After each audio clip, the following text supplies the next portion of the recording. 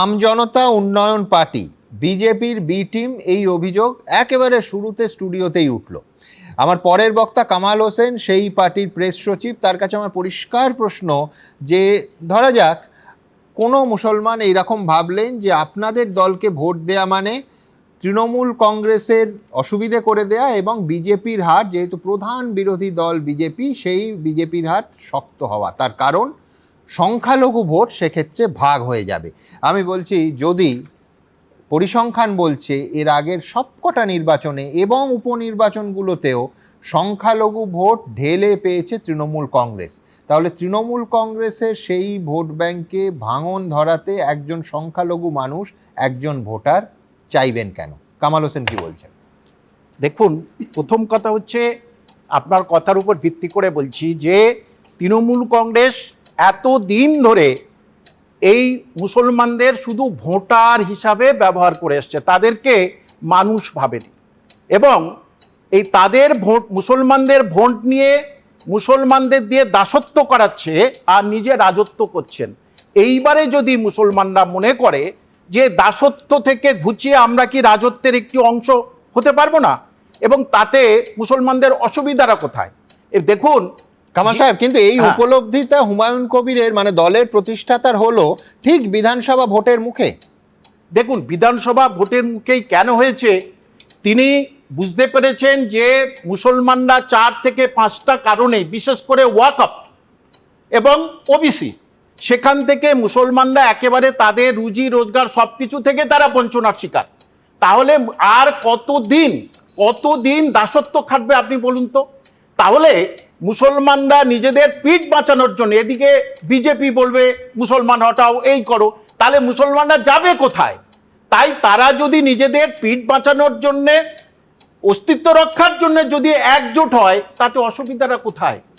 আমরা তো হিন্দু বিদ্বেষী কোনো কথা বলছি না। মুসলমানরা একজোট হচ্ছে একটাই কারণে যে বিভিন্নভাবেই তারা বঞ্চনার শিকার হয়েছে। আর কতদিন মার খাবে? বোমা বন্দুকের গুলি কতদিন তাদেরকে দিয়ে তাদের দাসত্ব করাবে? এবং এই ভোট এখন শুরু হয়নি, তার আগে 2জন মুসলমান মারা গেল। তাহলে ভোটের পরে কি হবে? তাহলে মমতা ব্যানার্জি, মাননীয় মুখ্যমন্ত্রী, আপনি এটা জানেন না? দেখুন, মুসলমানদের চোখ আরো খুলে গেছে। এখন 60%-এর উপরে যে জায়গা আছে, কয়েকটা কনস্টিটুয়েন্সি, 60%-এর উপরে, সেখানে কিন্তু মুসলমান এর কোনো রকমের প্রার্থী দেননি। মুসলমানরা চুপ থাকবে কেন এটা করছেন? মুসলমানদের নিয়ে দিনের পর দিন শুধু দাবার ঘুঁটি করবেন আর মুসলমানদের যোগ্য মান সম্মান কিছু দেবেন না। দেখুন, উনি ঈদের ময়দানে গেলেন, প্রথম কথা, যারা ওখানে, আমি যদি থাকতাম না, ওখানেই যেতে পারিনি, আমি কালো পতাকা দেখাতাম। কেন? যারা ওখানে বসে আছেন ইমাম মুয়াজ্জিন, তাদেরকে সম্মান রেখে বলছি যে মুসলিম যেখানে পুরুষরা নামাজ পড়েন, সেখানে হাদিস অনুযায়ী কোনো মহিলা যেতে পারেন না। হাদিসটা তো 5 বছর আগে লেখা হয়নি, অত্যন্ত সম্মানীয় গ্রন্থ, এবং গত বছর মানে আগের 5 বছর আগে হুমায়ুন কবিরের এই কথা মনে হয়নি? প্রতি বছরই মমতা বন্দ্যোপাধ্যায় রেড রোডের অনুষ্ঠানে যান, এতদিন মনে হয়নি, আজকে ভোটের মুখে মনে হচ্ছে কেন যে ওখানে তার যাওয়াটা হাদিস সম্মত নয়? এটাও তো নিখাদ রাজনীতি। ঠিক, এতদিন তো ওবিসি নিয়ে উনি ছেলে খেলা করেননি। প্রায় 5 লাখ মুসলমানের নাম কাটা গেছে, এতদিন এটা হয়নি।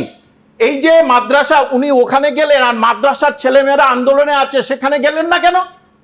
কারণ সেখানে গেলে কালো পতাকা দেখাবে। তাহলে তখন এই মাদ্রাসা, আনএডেড মাদ্রাসা ইস্যু হয়নি, তখনই কিন্তু এই ওবিসি ইস্যু হয়নি। এবং এই যে ওয়াকফ, আমি হলে তো গিয়ে বলতাম যে আপনি দিল্লিতে গিয়ে যান, এখানে দিল্লি জামা মসজিদে যান। আপনি তো বলেছিলেন যে ওয়াকফ আন্দোলন করতে গেলে পশ্চিমবঙ্গে না, দিল্লিতে যান। তাহলে সেখানে আপনি মুসলমানদের সেখানে কেন গেছেন? এই প্রশ্নের জবাব উনি দিতে পারবেন, ওনাকে সম্মানের সঙ্গে বলছি। তাহলে মুসলমানরা, হুমায়ুন কবির, আসাদুদ্দিন ওয়াইসি, তারা একজোট হলে অসুবিধাটা কোথায়? আমি তো আবার বলছি, আমরা কোনো দাঙ্গা বাঁধানোর, উমুক বাঁধানোর জন্য নয়। মুসলমানদের অধিকারটা, তাদের চাকরি কোথায়? দিনের পর দিন তারা পরিযায়ী শ্রমিক হয়ে যাচ্ছে। শিক্ষা দীক্ষা তাদের একেবারে কেড়ে নিয়ে বোমা বন্দুকের রাজনীতি করানো হচ্ছে। কেন? তাহলে মুসলমানরা যদি তাদের অধিকারের জন্য সোচ্চার হয়, সেটা মুসলমানরা কমিউনাল দল হয়ে গেল।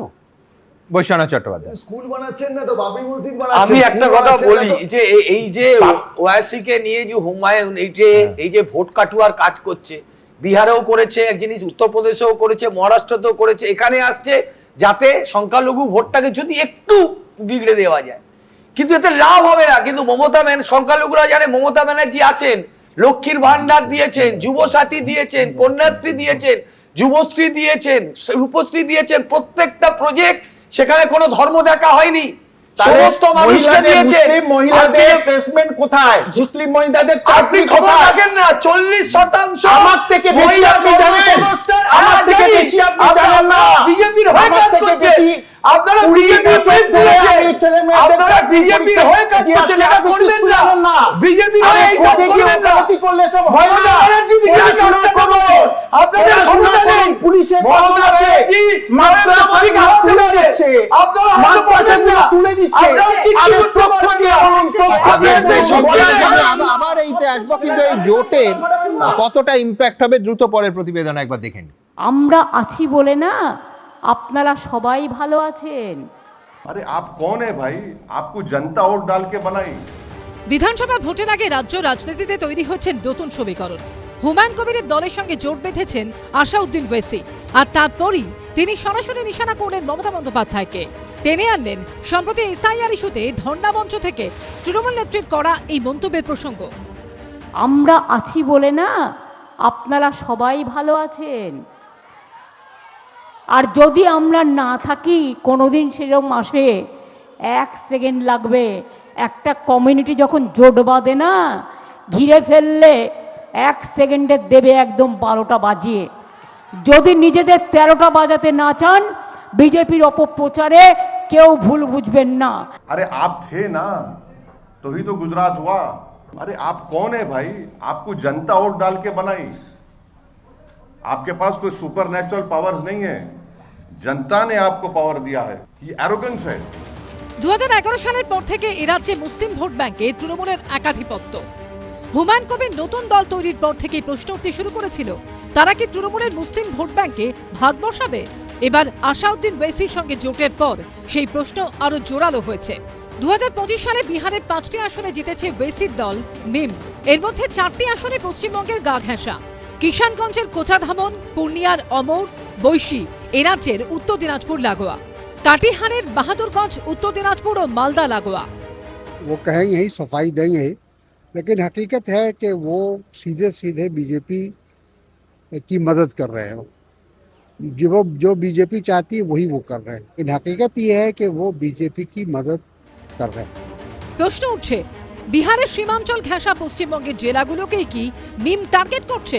এই জেলাগুলো মুসলিম অধ্যুষিত, তৃণমূলের শক্ত ঘাঁটি। সেখানে মিম থাবা বসালে কি তৃণমূলের কপালে চিন্তার ভাঁজ পড়বে? শেষ অবধি বিধানসভা ভোটে কোন সমীকরণ ফ্যাক্টর হবে সেটা বোঝা যাবে কিছুদিনের মধ্যেই। পার্থপ্রতিম ঘোষের রিপোর্ট, এবিপি আনন্দ।